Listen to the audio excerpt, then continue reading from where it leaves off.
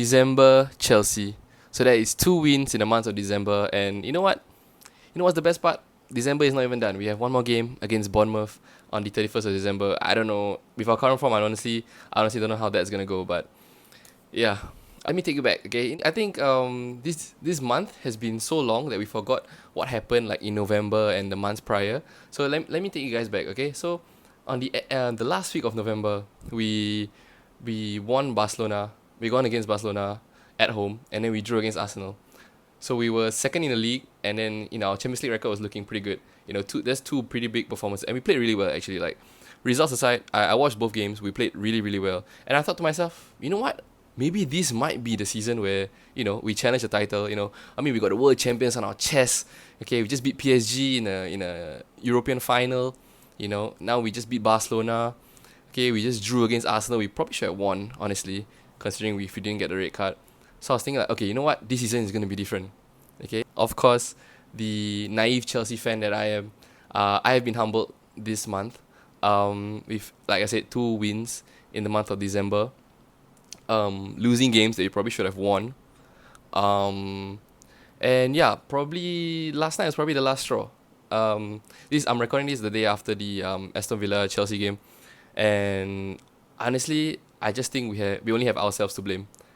Yeah, so I think firstly when we talk about like the term like December Chelsea, right? So the same thing happened last season where we looked like we were challenging for the title. People were considering us like a dark horse in the race, but then we fell at the wayside when it came to crunch time. Same thing has happened again this season, and I think firstly when we like are examining like why this has happened again, I think we have to look at our recruitment. I mean, you can refer to the only other video on this channel, which is where I talked about like Chelsea's summer transfer targets, who we should target, and who we should stay away from. I definitely said that we should stay away from Garnacho.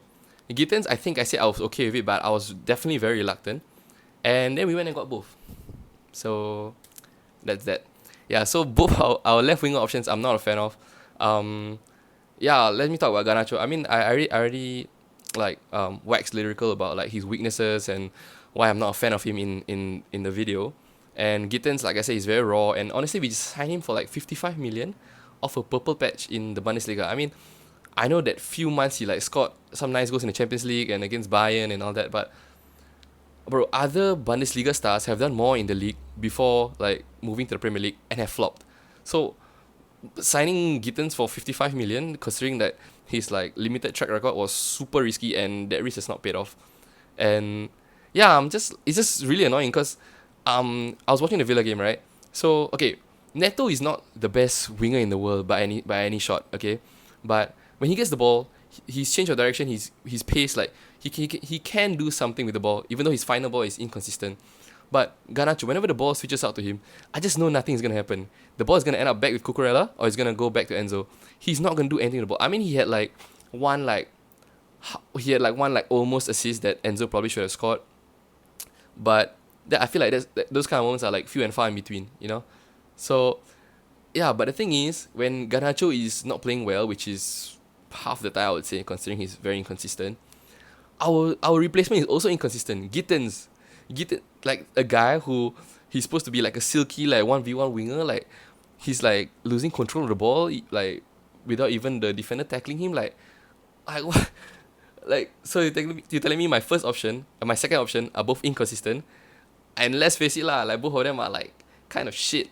So like we spend, I think total is like 85 million maybe. I think Garnacho was like 30, so probably total like 85 million on two wingers that I probably would not want to start in a big game. Yeah, so that's just the tip of the iceberg, honestly. And then we talk about like Delap. So disappointing, so disappointing. I mean, I know he signed for 30 million. I know he's young. He was from Ipswich, not definitely a club of a very different stature as compared to Chelsea, but I really expect him to be so much better. And I mean, you're supposed to be like a battering ram, right? I mean, what's the funny part is that he played so well for us. He played so well against us last season when he played for Ipswich. But I think, yeah, like his hold-up play is non-existent now. I would say João Pedro probably plays a better role in that than him, even though João Pedro is not really a hold-up kind of player, which kind of tells you how bad Delap has been.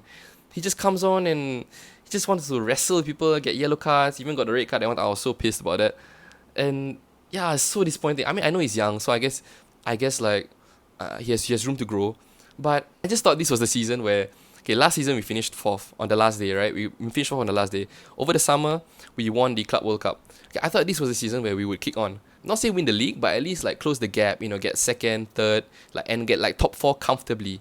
But now, I'm like, I don't even know if we're gonna finish top four, honestly. I think while we have regressed, I think the teams around us have gotten better.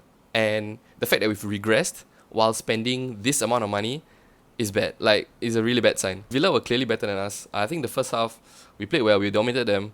But second half, I don't know what the hell happened. But yeah, it's just typical Chelsea. Another loss. 2 wins in December. And our last game was Bournemouth. If we lose that, I will be sad, but I wouldn't be surprised. Honestly, with our current form and with this crowd of players, I don't know, man. So let me just talk about the recruitment again, right? So our ownership group, I think it's the Clearlake ownership group, they have this like transfer policy, or I mean it's not really like written in stone, but like this transfer policy where they only sign players like under 25. I mean you can see a general trend with like Gittins and Garnacho and like Asugo, like the players that they sign. I respect that they have a plan for the club. I respect that they are trying to make it at least a profitable club in terms of like transfers, in terms of like, selling on play. I get it. But if your main purpose of running the club is not to win trophies, I think it's very hard for the fans to get behind you. And I think we can see that that's not their main purpose from their signings. Because, bro, everyone knows what Chelsea needs. You can even ask rival fans. I can guarantee you they know what we need.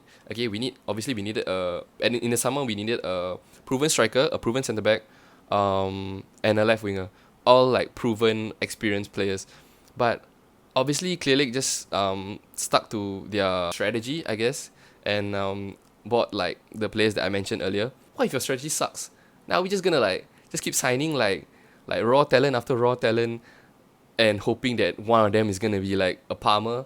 I mean, I feel like a signing like Palmer was like one in a million. Like we're just damn lucky that this Man City, let's face it, Man City reject turned out really good for us. I mean, he wasn't even, bro, if people remember, he wasn't even meant to be like our star player, by the way. Chukwuemeka was meant to be our star player. Chukwuemeka got injured, Palmer got his chance, and then he took off. So I feel like we can't say like, oh, because we've signed Palmer, okay, that means this strategy works. I feel like that's not fair.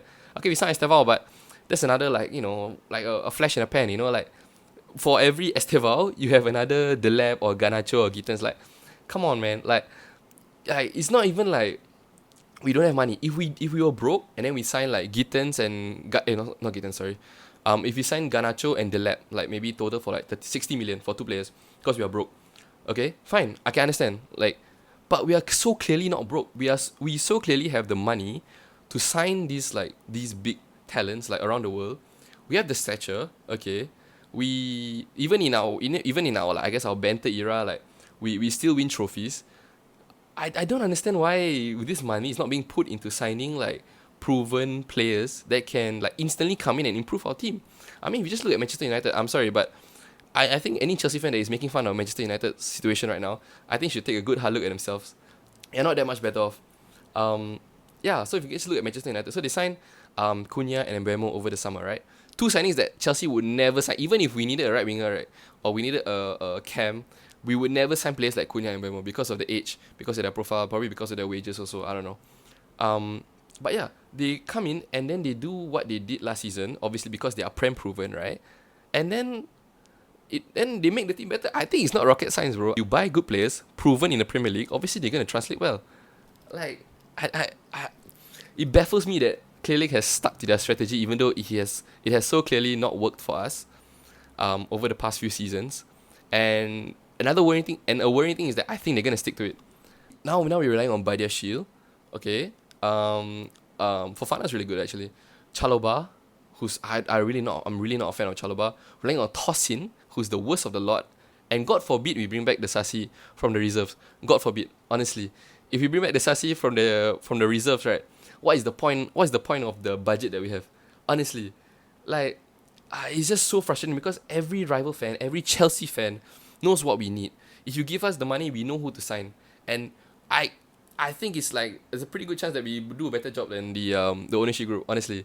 So now that you sign all these raw players like Gittins and Garnacho and Delap, Sugo's been injured the whole season, and then they have not improved the team, right? Like, I think people's like main criticism about Chelsea is that we spend so much, but our starting 11 has not improved.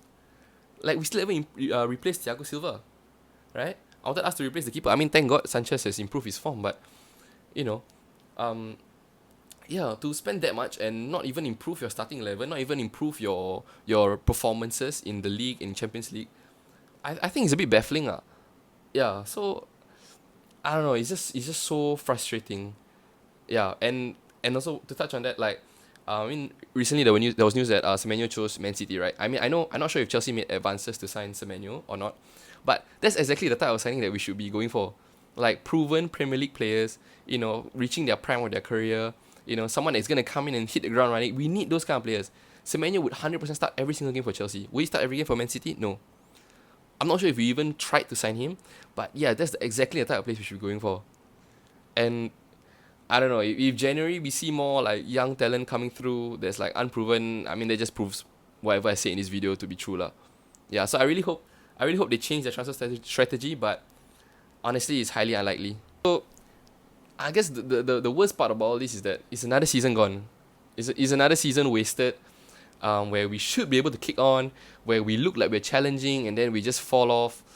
It's just frustrating, okay? Because it's like, I mean, we're wasting time here, bro. Like, if we keep wasting these seasons, right, don't be surprised in like 2 seasons time, or maybe even next season, Palmer like decides to leave.